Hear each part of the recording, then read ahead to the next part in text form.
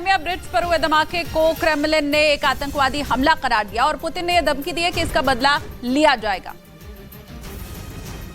एक साल से भी कम समय में क्राइमिया के इस बेहद अहम पुल पर दूसरी बार हमला होने की वजह से रूस के राष्ट्रपति व्लादिमीर पुतिन बेहद बौखलाए हुए हैं। उनके मुताबिक इस घटना में 2 लोगों की मौत हुई है और एक बच्ची अनाथ हो गई है, इसलिए रूस इसका बदला जरूर लेगा। पुतिन ने बताया इस पुल का इस्तेमाल सैन्य अभियान के लिए नहीं किया जा रहा था, फिर भी दूसरी बार इस पर हमला किया गया, जिसे रूस एक आतंकी हमले के तौर पर देख रहा है और इसके लिए कीव की सत्ता को जिम्मेदार मानता है।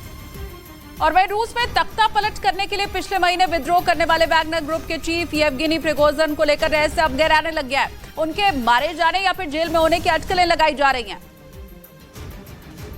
प्रिगोजिन का ठिकाना कहाँ है यह अब तक साफ नहीं हो सका है और अब तक जो भी सूचनाएं आई हैं उनके आधार पर अलग अलग अटकलें लगाई जा रही हैं। वैगनर चीफ को एक तरह से देश निकाला दे दिया गया था और बेलारूस में सुरक्षित जाने का प्रस्ताव दिया गया था, लेकिन पिछले दिनों बेलारूस के राष्ट्रपति अलेक्जेंडर लुकाशेंको ने दावा किया कि येवगेनी प्रिगोजिन रूस वापस लौट गया है। हालांकि प्रिगोजिन कहाँ पर है या कहाँ गया था इसके बारे में कोई भी जानकारी या सुराग सामने नहीं आया है, लेकिन सोशल मीडिया पर एक तस्वीर सामने आई है जिसमें प्रिगोजिन एक तंबू में दिखाई दे रहा था। दावा ये किया गया कि वो अब भी बेलारूस में ही है, जबकि कुछ ने दावा किया कि यह तस्वीर विद्रोह के 12 दिन पहले 12 जून की है। अब कयास ये लगाया जा रहा है कि वैगनर ग्रुप का चीफ या तो मर चुका है या फिर उसे जेल में कैद करके रखा गया है।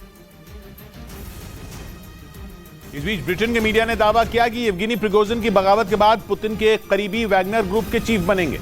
खबर है कि पिछले महीने वैगनर ग्रुप के विद्रोह के बाद पुतिन ने एक अहम बैठक की थी जिसमें प्रिगोजिन के साथ बगावत करने वाले लड़ाके भी शामिल हुए थे।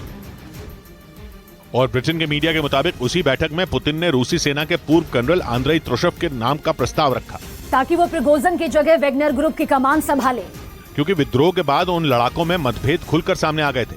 खबर है कि रूसी सेना के पूर्व कर्नल त्रोशेव वैगनर ग्रुप को बनाने वालों में भी शामिल थे और पुतिन को उन पर इसलिए भी सबसे ज्यादा भरोसा है क्योंकि सीरिया में रूस के सभी ऑपरेशन की कमान उन्होंने ही संभाली थी। खबर है कि पुतिन ने लड़ाकों को यह भरोसा दिया कि उनका सिर्फ लीडर ही बदलेगा और उस नए चीफ की अगुवाई में वो यूक्रेन में जंग जारी रखेंगे।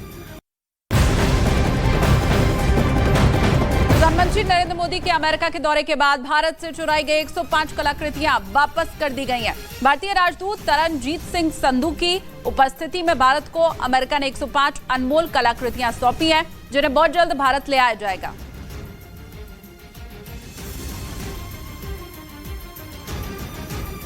और पीएम मोदी के अमेरिका दौरे का एक बड़ा असर हुआ है। अमेरिका ने तस्करी करके लाई गई भारत के अनमोल धरोहर को लौटा दिया है।